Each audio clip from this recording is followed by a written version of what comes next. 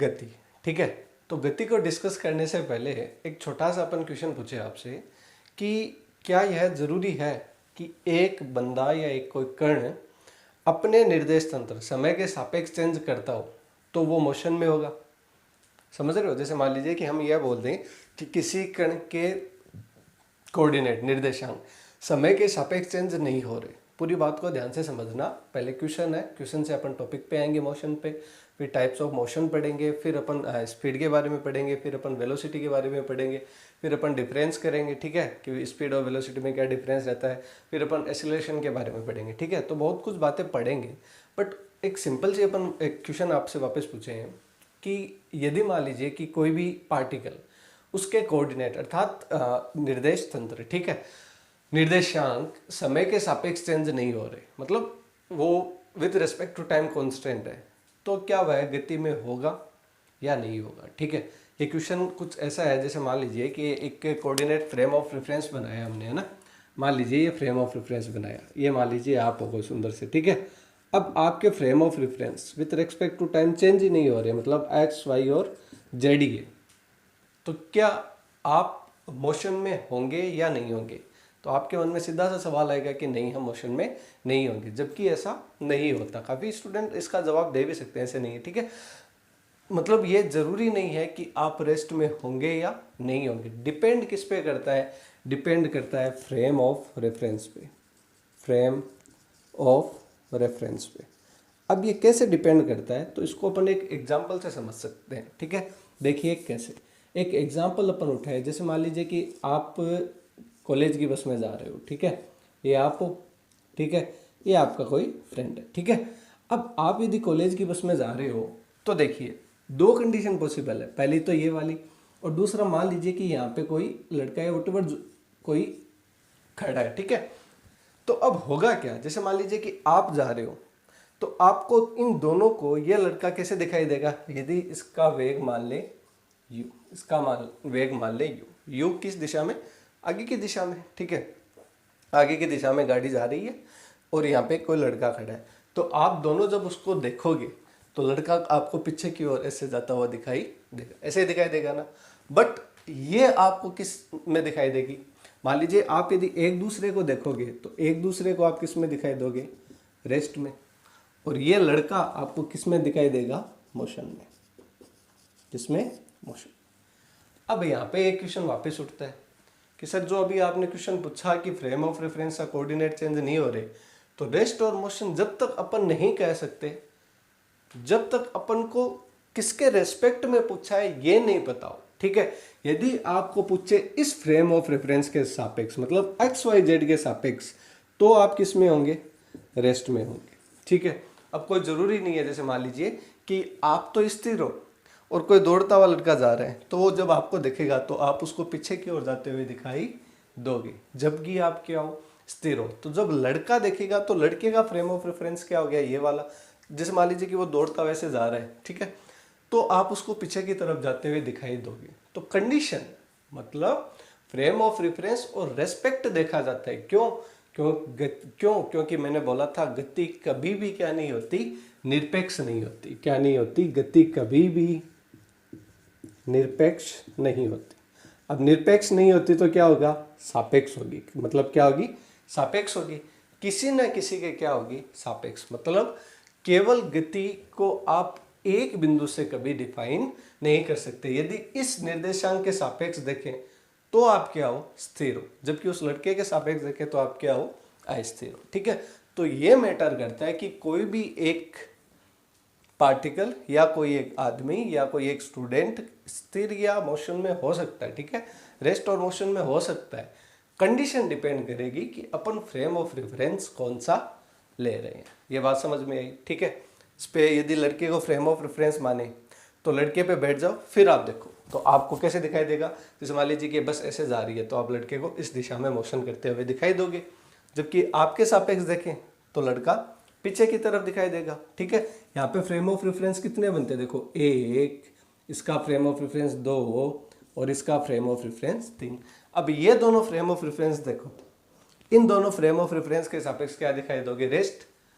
क्या जबकि आप सच में रेस्ट में हो? नहीं। क्यों? क्योंकि बस तो मोशन कर रही है ना। बस के अंदर आप देखोगे तो रेस्ट में दिखाई देगा, जबकि आप बाहर देखोगे तो बाहर खड़ा कोई व्यक्ति आपको देखेगा तो आप उसकी तरफ आते हुए दिखाई दोगे। ठीक है, तो ये होती है कंडीशन कि रेस्ट में है, कोई मोशन में है, कब होगा।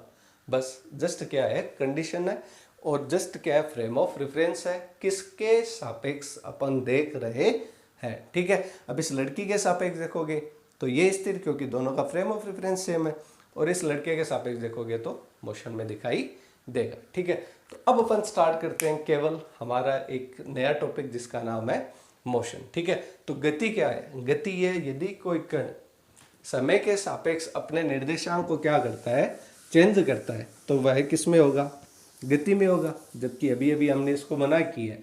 पर मान लीजिए कि अपन फ्रेम ऑफ रेफरेंस के सापेक्ष ही देख रहे हैं ना। जैसे मान लीजिए कि यहाँ पे हमने कोई फ्रेम ऑफ रेफरेंस बनाया, ठीक है। अब इसके सापेक्ष पार्टिकल, जैसे पहले x1 y1 z1 पे था एट द टाइम t1, फिर यहाँ से चलकर मान लीजिए वो आ गया किसी x2, पहले किस पे था, x1 y1 z1, ठीक है, एट द टाइम t1, फिर वो किस पे आ गया, x2 y2 z2, ठीक है, t2 टाइम पे। तो देखो उसने अपने कोऑर्डिनेट क्या किए, चेंज किए, दैट मीन्स वो किस में है, मोशन में है, पर किसके सापेक्ष, इसके सापेक्ष। ठीक है, तो गति की परिभाषा क्या होगी, यदि कोई पार्टिकल या कोई आदमी या कोई स्टूडेंट यदि अपने कोऑर्डिनेट, ठीक है, अर्थात निर्देशांक समय के सापेक्ष चेंज करता हो तो वो किस में होगा, मोशन में होगा। अदरवाइज अपन कह सकते हैं कि वो किस में है, रेस्ट में। जैसे मान लीजिए कि हम ऐसे खड़े हो गए, ठीक है। अब मैं मेरे ही बात करूं, जैसे मान लीजिए कि ये दीवार क्या हो गया, फ्रेम ऑफ रेफरेंस हो गया, ठीक है। अब इसके सापेक्ष बात करूं तो मैं किस में होऊंगा, रेस्ट में होऊंगा, ठीक है। तो डिपेंड करता है कि अपन क्या देख रहे हैं, निर्देश तंत्र कैसे देख रहे हैं, ठीक है। जबकि हाँ, कोऑर्डिनेट चेंज होने चाहिए, वरना वो क्या हो जाएगा, स्थिर, ठीक है। अब अपन चलते हैं आगे, टाइप्स ऑफ मोशन पे। अब अपन बात करते हैं गति के प्रकार। देखिए गति यहाँ पे 3 प्रकार से पॉसिबल हो सकती है, ठीक है। मोशन कितने प्रकार से हो सकता है, 3 प्रकार से हो सकता है। पहला तो कौन सा हो जाएगा, सरल रेखीय गति। अब सरल रेखीय गति क्या होती है, एक ऐसी गति जिसमें कण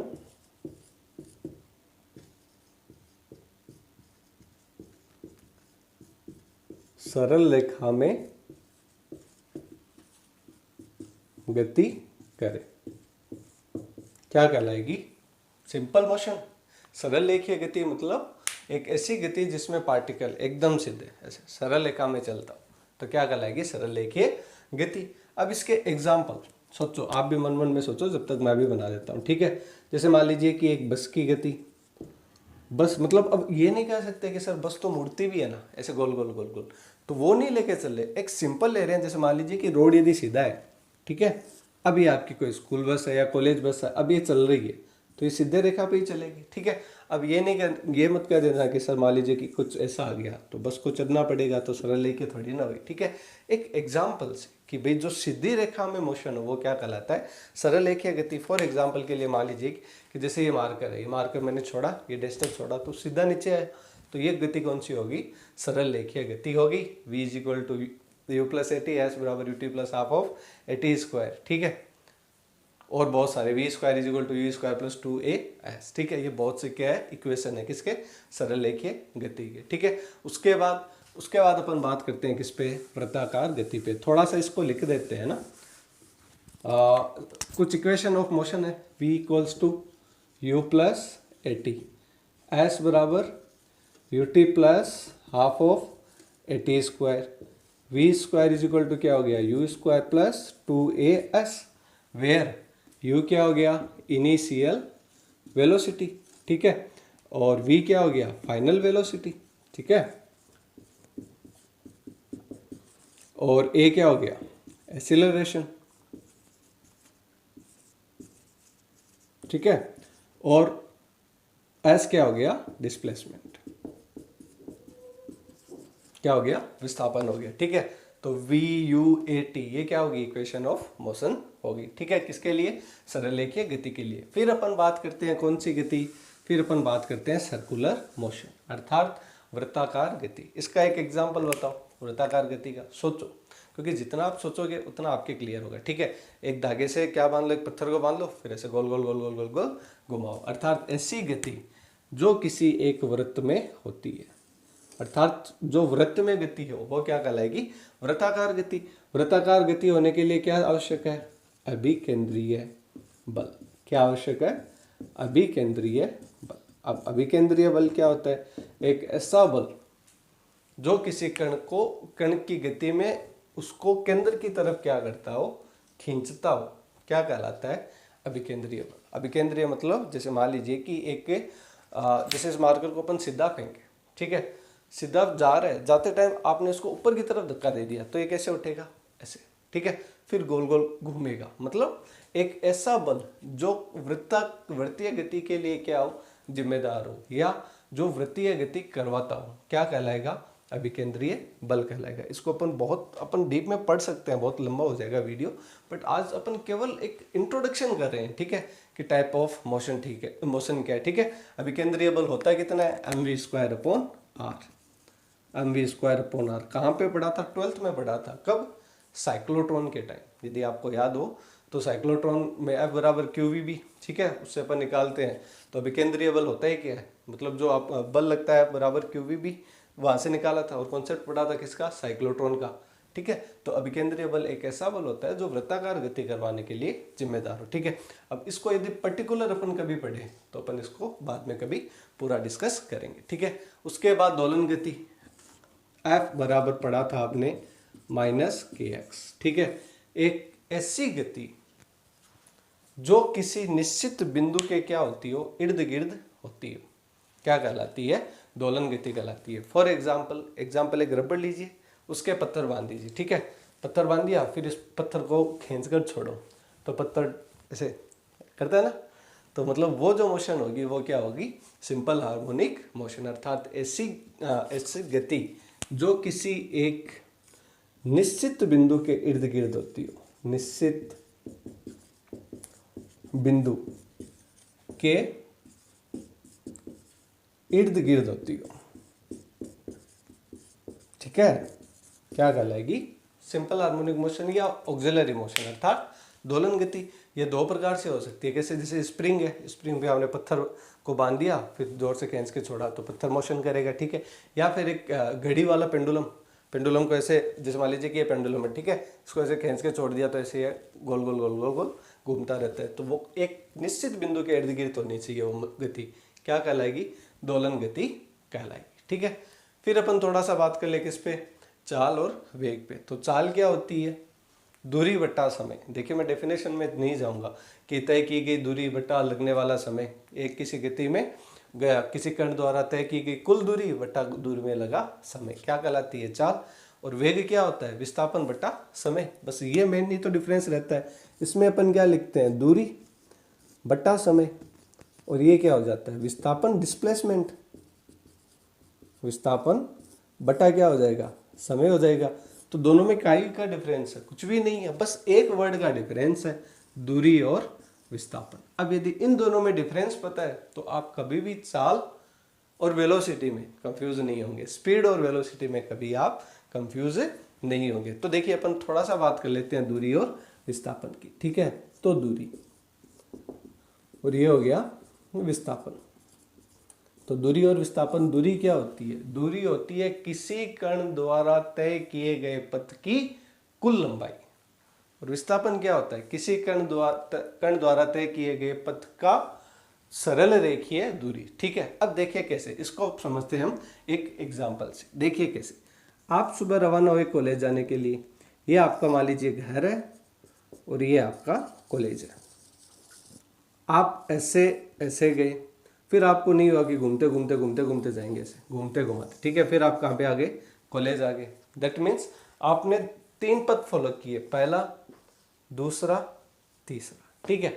अब देखिए, अब यदि मैं इसमें दूरी और विस्थापन निकालना चाहूँ, ठीक है, तो दूरी पथ की क्या होती है, कुल लंबाई।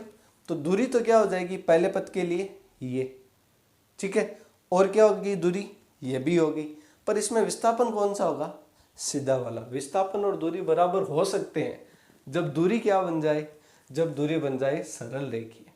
तो दूरी और विस्थापन क्या हो जाएगा, सेम। क्यों? क्योंकि आप फर्स्ट ईयर के स्टूडेंट हो, स्टूडेंट आपको आई थिंक ये बात समझ में आ रही होगी, ठीक है। जैसे मान लीजिए कि जाने के लिए हमारे पास 3 रास्ते थे, हम ऐसे भी जा सकते थे, हम ऐसे भी जा सकते थे और हम ऐसे भी जा सकते थे। दूरी ये भी है, दूरी ये भी है, दूरी ये भी है, लेकिन जब दूरी क्या बन जाए, सरल रेखीय, अर्थात न्यूनतम सरल रेखीय, ब्रैकेट में लिख सकते हैं अपन न्यूनतम। तो जो न्यूनतम दूरी होती है वो क्या बन जाएगी, विस्थापन बन जाएगी, ठीक है। तो दूरी बट्टे विस्थापन क्या बन जाएगा, दूरी बट्टे समय बन जाएगा चाल, और विस्थापन बट्टा समय क्या बन जाएगा, वेग, ठीक है। तो आई होप स्टूडेंट आपको ये थोड़े से कुछ बेसिक्स इंफॉर्मेशन क्लियर हुई होगी, ठीक है। अब अपन नेक्स्ट जो बात करेंगे वो एक्सेलरेशन पे बात करेंगे, ठीक है। और भी कुछ बहुत सारे टॉपिक आने वाले हैं, ठीक है, उसमें उसको अपन डिस्कस करेंगे नेक्स्ट वीडियो में। Thanks for this video watching, thank you.